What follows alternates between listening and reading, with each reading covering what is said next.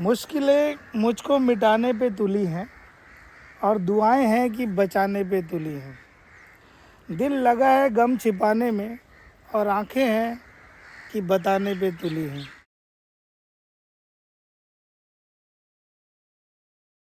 नमस्कार, प्रणाम, आदाब, जय हिंद, भारत माता की जय। मैं मनोज देवा आप लोगों के बीच एक छोटी सी कहानी के साथ फिर हाजिर। मेरा YouTube चैनल ज़िंदगी तेरी मेरी, इस पे आप लोगों का भरपूर सपोर्ट मिल रहा है, प्यार मिल रहा है। प्लीज़ मेरे चैनल को ज़्यादा से ज़्यादा सब्सक्राइब कीजिए, लाइक कीजिए और शेयर कीजिए। इंस्टा पे एक पेज है, उसको फॉलो कीजिए। कहानी स्टार्ट करते हैं। आज की कहानी है एक किसान की। उस किसान के पास एक बुढ़ा बैल था और गांव में खेती के बीच में एक खड्डा हुआ पड़ा था। उस खड्डे में वो बैल गिर जाता है। बैल जब गिर जाता है तो अंदर से मतलब रोने और चिल्लाने की आवाज़ बैल की आती है। किसान भाग के जाता है, देखता है कि खड्डा बहुत गहरा होता है और बैल गिर चुका होता है।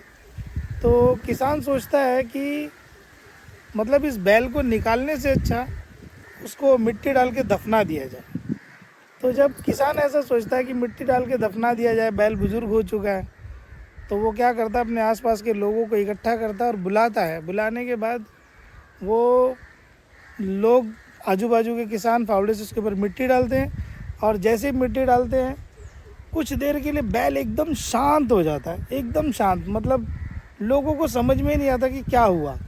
स्टार्टिंग में जब जैसे जैसे उसके ऊपर मिट्टी पड़ती है वो चिल्लाता है, चीखता है, मगर बाद में समझ में आता है कि शांत होने के बाद बैल अचानक एक ऐसी एक्टिविटीज़ करना शुरू कर देता है जो लोगों को समझ में नहीं आता और लोग खाली उसके ऊपर मिट्टी डालते रहते हैं।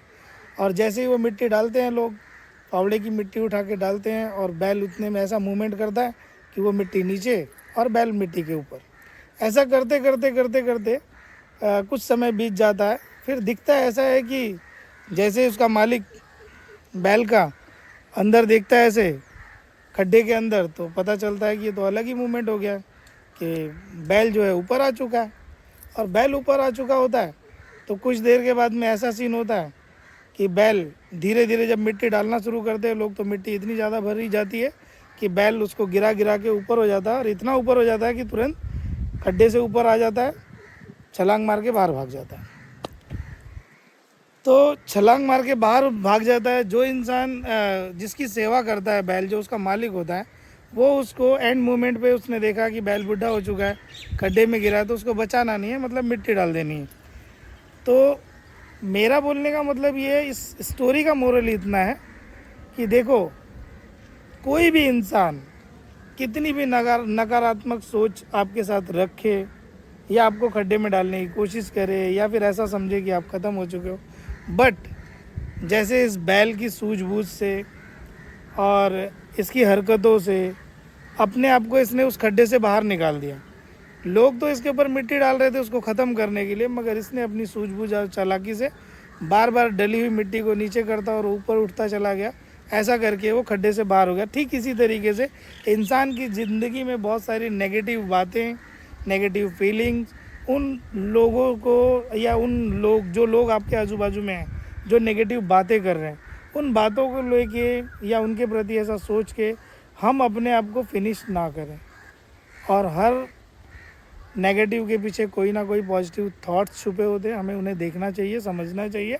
और जिस तरीके से अपनी ज़िंदगी में कभी ऐसा वक्त आता है कि हम मायूस हो जाते हैं, हताश हो जाते हैं, ऐसा लगता है कि अब सब ख़त्म हो गया, बट नहीं, हमें ये सोचना चाहिए कि हम उस नेगेटिव थॉट से कब बाहर आएंगे, कौन सी ऐसी एक्टिविटीज़ करें जिससे कि वो नेगेटिव अपने को पॉजिटिव में कन्वर्ट हो जाए। इसी कहानी के साथ और इसी के साथ मैं अपनी बातों को विराम देता हूँ। जय हिंद, भारत माता की जय। हेलो हिंदुस्तान। मिलते हैं नेक्स्ट कहानी के साथ। Thank you very much. जय हिंद।